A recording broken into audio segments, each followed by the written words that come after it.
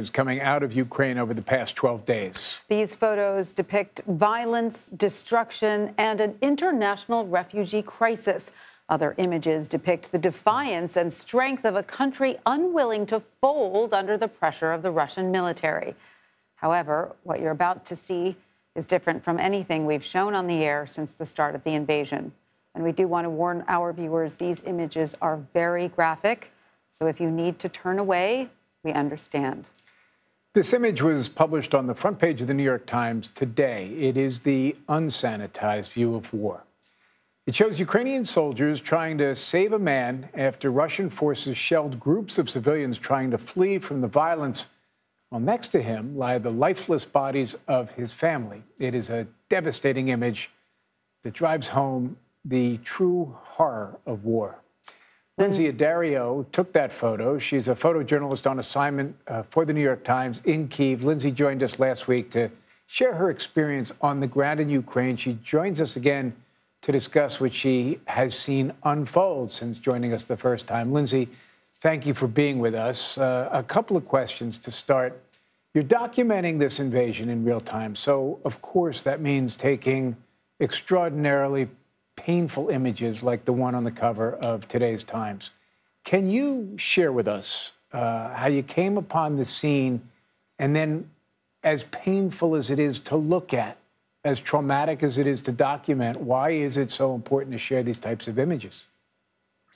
Yeah, I went yesterday morning to the bridge crossing that we've seen so many images of: families, the elderly, the ill, children walking across the broken bridge.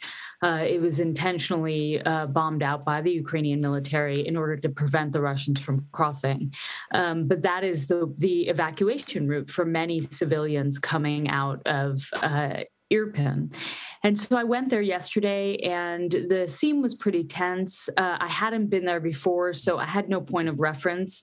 I was there a little bit. I couldn't advance because there were small arms fire, there were mortar rounds, and at some point a mortar landed about 200 meters from where we were.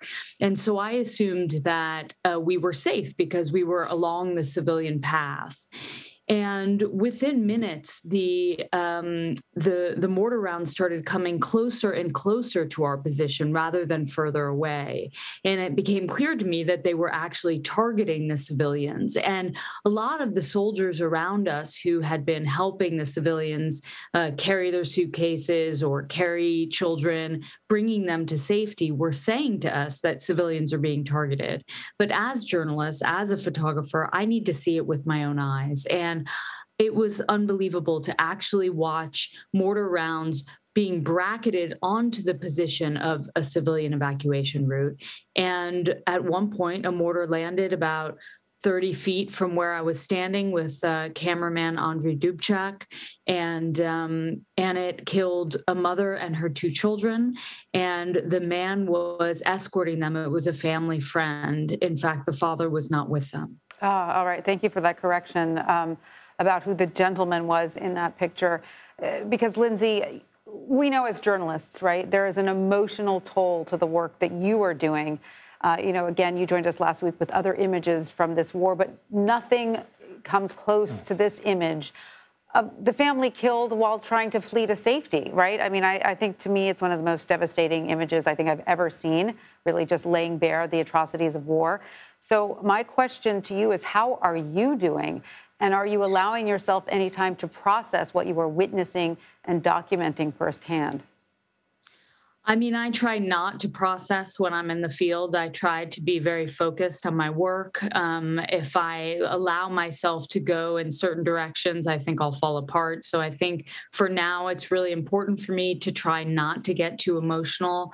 Andrei and I have been working side by side for 3 weeks, and every day at some point in the day, we both are in tears because someone is telling us a story or we're witnessing something very emotional. But I try not to go too deep into that in the moment. And when I go home to London, that's when I will deal with what I've seen. But I think, as a mother, I have 2 children, and to see those little moon boots and a puffy coat just lying lifeless on the sidewalk was heartbreaking. So let's just circle back for a second to this notion of, as difficult as those images are, not just to take pictures of, but then for the readers and the viewers of your work to then take in. Why is it so important at the end of the day that you're documenting this trauma and that people are then able to see it?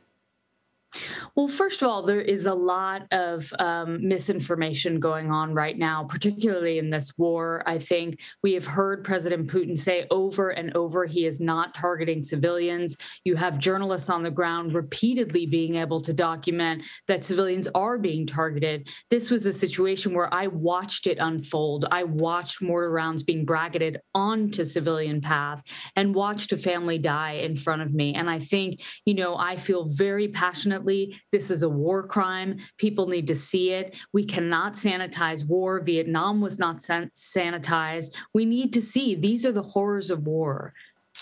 Lynsey Addario, we can only see what you and your colleagues see. So thank you very much for the work, as gut-wrenching as it is. Thank you for the work you're doing. Thank you, Lynsey, and stay safe. Thank you.